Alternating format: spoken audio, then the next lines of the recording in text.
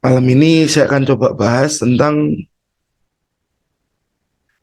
supply dan demand atau order block di time frame yang besar.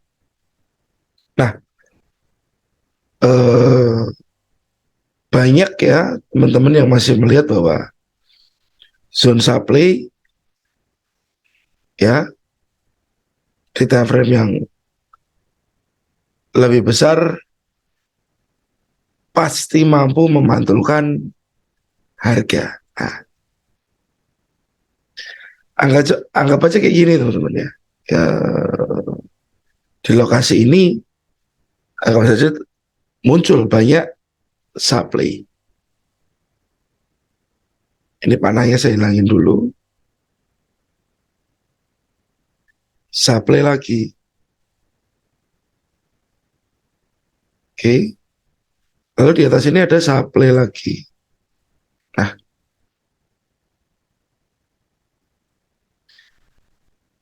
supply-supply di time frame besar yang seperti ini, kalau saya bilang SND atau order block lah ya, time frame besar.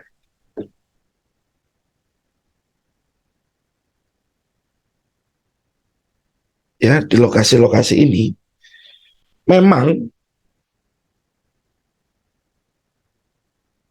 menjadi area menarik. Ya teman-teman, memang menjadi sebuah area menarik. Tetapi kita harus tahu apa yang terjadi. Ya, kita harus tahu apa yang terjadi di sana. Anggap saja price ini sedang mencoba kembali ke zone supply ini teman-teman. Nah, okay. Price sedang mencoba kembali ke supply di sini. Nah, kalau teman-teman lihat di time frame besarnya memang terlihat price ini naik begini ya, naik begini ya. Tapi saat Anda cek di time frame yang lebih kecil, ini saya akan dikasih warna merah, ya teman-teman. Nah, di sini ini akan terjadi sebuah pergerakan harga yang kayak gini. Di time frame yang pastinya lebih kecil, ya teman-teman. Di time frame yang pastinya lebih kecil. Ada wave-nya juga. Kalau boleh saya perdetail, ini ada low, ini ada high, ini lower low, ini pastinya lower high teman-teman ya. Ini lower low, lower high. Di time frame besar ini memang lower low. Ya teman-teman, di time frame besar ini memang lower low.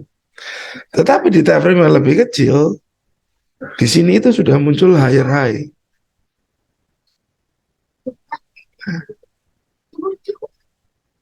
Ini ada higher low. Ya, lalu dia naik lagi ke atas, dia buat higher high lagi. Lalu mungkin turun, bikin higher low lagi. Nah, di sini berarti kalau kita sell di time frame besar ini ya teman-teman, kalau kita akan sell di sini, di level inilah, di level supply ini, saya mau sell. Berarti sellnya ini melawan tren dari tren yang berwarna merah ini. Ya, tren yang berwarna merah ini teman-teman. Jadi harapan saya mungkin price akan turun. Cuman sementara. Cuman sementara. Oke, bisa dimengerti ya. Nah, saat terjadi seperti ini, takutnya Anda too early menetapkan supply ini sebagai area sell dengan risiko yang cukup besar, dengan risiko yang cukup besar. Nah, harapan saya teman-teman bisa mengerti bahwa kondisi sell di supply ini kita adalah counter tren yang ada atau mengcounter tren yang muncul. Nah, contohnya di sini ya, euro. Saya akan potong di sini. Kelihatan ya teman-teman ya. Mau tidak mau ini adalah supply. Ya, di atas ini pun supply. Inilah, ambil ini. Ini pun supply. Ya, ini juga supply teman-teman. Weekly. Ya. Nah, kita akan coba lihat di time frame daily-nya. Ya, ini supply weekly. Ini deh, saya ambil. Ini ujung atas. Yang di sini. Oke.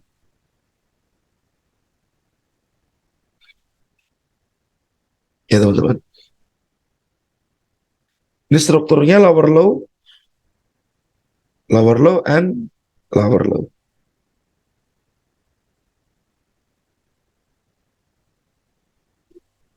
Ya. Nah, sewaktu dia masuk ke supply, kita coba lihat. Oke. Anda bisa sell di sini. Anda bisa sell. Cuman jangan targetnya Anda terlalu jauh ke bawah. Ya. Dan Anda harus lihat, ini gambaran yang terjadi pada, nah, si merah ini ya teman-teman. Si merah ini ya teman-teman ya. Nah, kita kembali lagi sini. Waktu si merah ini terbentuk, Anda lihat, ini high, ini low, di daily. Patokan kita tadi kita pakainya si weekly. Nah, ini sudah ada higher high. Sudah ada higher high. Ini supply weekly lagi. Ini sudah broken. Ini supply si weekly lagi yang tadi. Kita presisikan ya. Nah, kita lihat lagi teman-teman. Nah, dia break ke atas. Dia break ke atas. Ini higher lagi muncul di lebih tinggi. Ini higher low-nya. Ya, higher high sebelum dia bikin higher ini ada higher low. Teman-teman bisa dilihat. Jadi maksudnya supply demand di time frame besar ya kemungkinan adalah zone late. Ya kemungkinan adalah zone late. Terus saat ada sell di sini takutnya ini melejit lagi ke atas teman-teman. Nah, melejit lagi ke atas.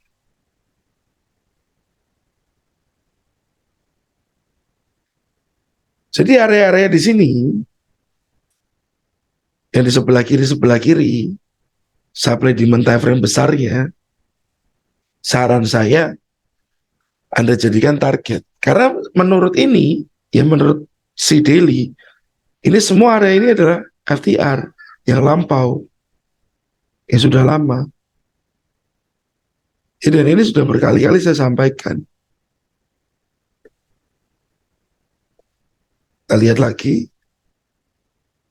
ya, ini supply betul. Dan supply-nya break loh teman-teman. Ini lihat lagi, ini sedikit merespon, tapi break lagi, broken lagi. Karena apa waktu kita sell di sini, kita melawan tren yang terjadi adalah tren. Kita melawan sebuah tren. Ya.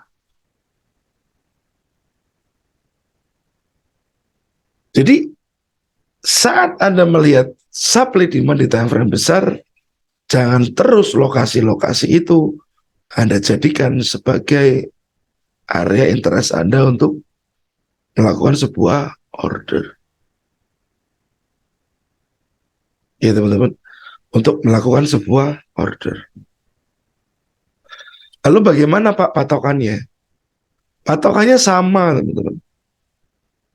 Patokannya sama sebenarnya.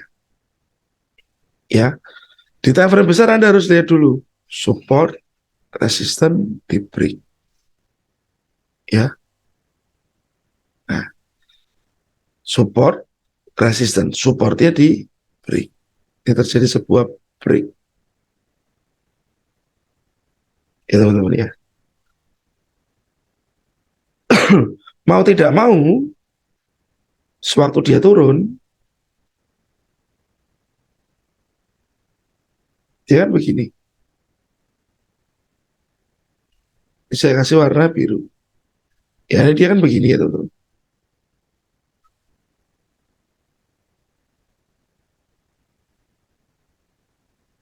Nah, di sini ada supply. Ini pun sama, supply. Ini pun sama, ada supply. Di sini pun sama, ini zone supply. Sama, ini semua supply. Anggap saja yang si merah ini, ya, weekly.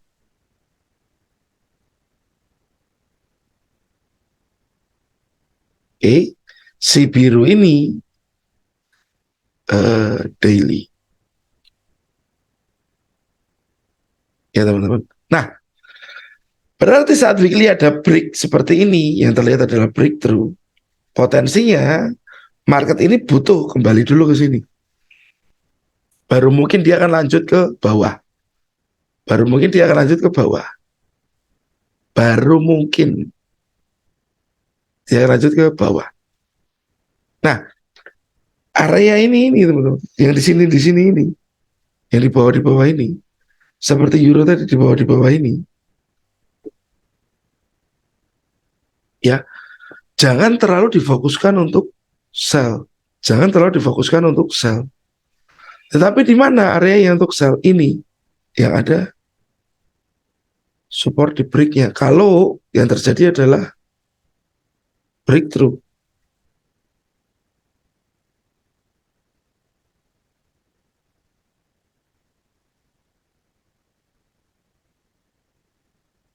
ya, kalau yang terjadi adalah sebuah breakthrough, patokannya di sini.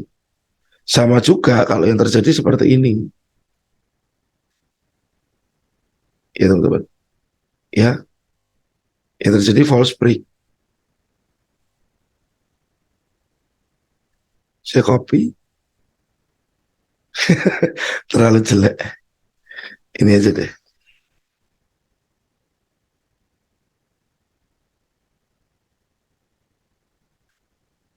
Saya kasih warna biru, saya kecilin. Ya, nah, di sini pun ada banyak supply. Ini supply kecil. Bawah sini. Ini supply. Ini supply lagi. Ini supply lagi. Ya. Kalau begini potensinya, dia biasanya pullback-nya akan jauh. Anda harus tahu supply mana-mana yang akan direaksi oleh dia. Oleh dia. Karena apa terjadinya? Ini dulu. False break. Ya teman-teman. False break. Breakthrough. Jadi supply-supply di bawah-bawah ini berpotensi di break. Sampai dia pullback mencapai target. Baru nextnya nanti dia akan turun lagi. Sama seperti ini juga. Jadi entah itu time frame besar atau time frame kecil, Anda coba pakai patokan ini, false break dan breakthrough. Nah, kita lihat kenapa zonnya yang ini yang diambil. Coba kita lihat ya. Kenapa zonnya yang ini yang diambil? Ya, kita coba lihat ke weekly. Nah, Di weekly yang terjadi adalah support ini di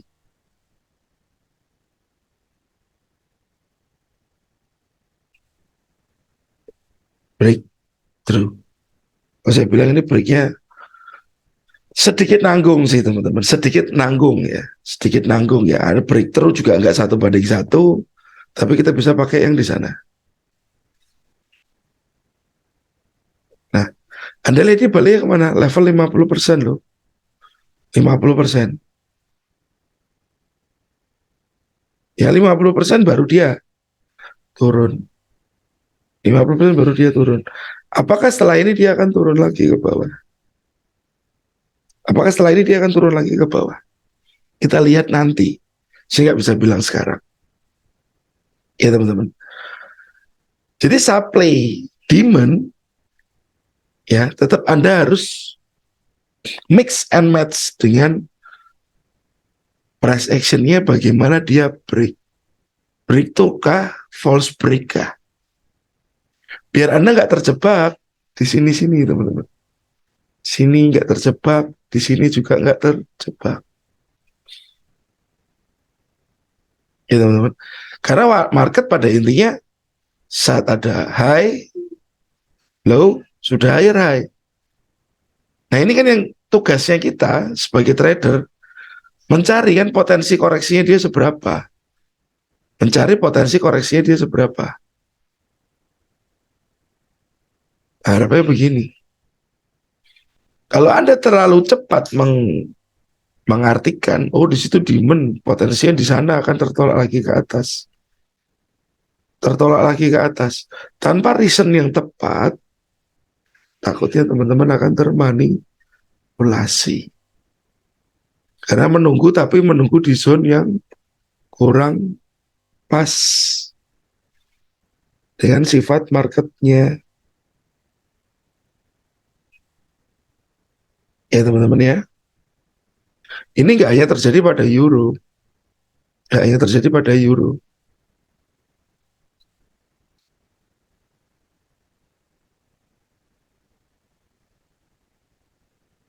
Nah, kondisi ini pun sama. Resisten yang di break. Cuman kita lihat ya di XY. Ini koreksinya berapa? Saya nggak ngerti. Cuma kita coba cek. Oh, sama teman-teman. 50%. Nah ini kan kita bisa bilang ya dari resisten ini ke resisten yang lebih tinggi atau high ke higher high. Ini kan kalau dibilang breakthrough kok belum 1:1 ya. Sebenarnya 1:1 itu dari mana sih? 1:1 itu dari sini teman. Resisten ini ke bawah dan resisten ini ke tempat dia di break. Nah ini 1:1 ini benar-benar breakthrough. Tapi kalau gini kan nanggung. Bisa breakthrough, bisa false break. Tapi biasanya kalau market yang nanggung seperti itu, saya tetap bisa gunakan Fibonacci. Area 50%. Ya teman-teman. Jadi, seperti kemarin ya, ini juga terjadi. Demand di sini juga ternyata di break. Di break. Demand ini di engulf dulu, ada liquidity, baru price move ke atas. Oke. Apakah ini nextnya akan ke supply ini? Tapi Anda harus tahu ini mungkin trennya sudah jadi naik. Ya teman-teman. Jadi supply demand di time frame besar atau order block di time frame besar, teman-teman harus sedikit banyak bisa mengartikan seperti apa kemungkinannya dan bagaimana. Ya, tadi sudah saya ilustrasikan ada euro, ada DXY. Semoga membantu dan semoga bermanfaat. Thank you teman-teman. And have a nice day dan God bless. Terima kasih.